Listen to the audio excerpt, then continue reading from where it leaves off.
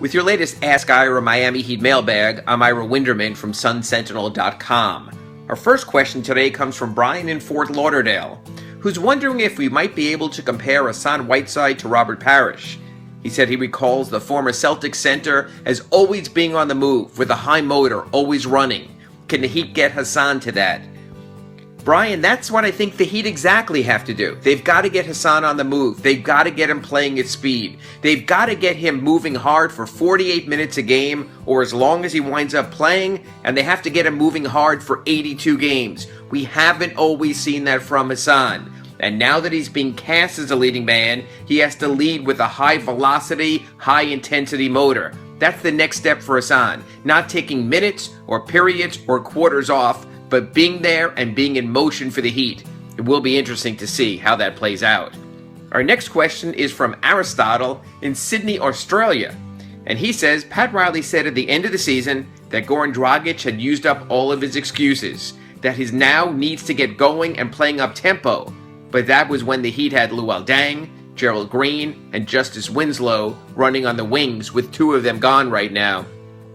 Aristotle, I don't think that's that big of an issue, because he also has a healthy Tyler Johnson, a Josh Richardson who will play more often, and the players that he did add this offseason. You do have the athleticism of James Johnson and Derek Williams. I think Goran can get out at speed. I think he has to get out at speed. And like we spoke about with Hassan, Hassan has to get out in motion with them. I agree that you are wasting Goran Dragic if you're not playing at pace. I do think, though, there are more than enough runners, more than enough athletes on this team to play the style that best suits Goran. And our final question comes from Tony in Paso Robles, California.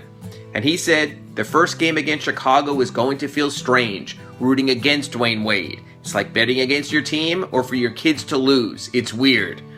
First of all, Tony, I'm not sure exactly why someone would root against their kids, but I'll move beyond that. And I don't think anyone needs to boo Dwyane Wade. To me, the perfect outcome of Dwyane's first visit would be a nice game for Dwyane, one he could be proud of, and a victory for the Miami Heat. I think that's what'll keep the fans in American Airlines Arena happiest. I don't think it has to be an ugly moment. I don't think it will be an ugly moment. And I don't think it'll be anything like rooting for your kids to lose. Those are today's 3 questions. We'll be back tomorrow with 3 more. For SunSentinel.com, I'm Ira Winderman.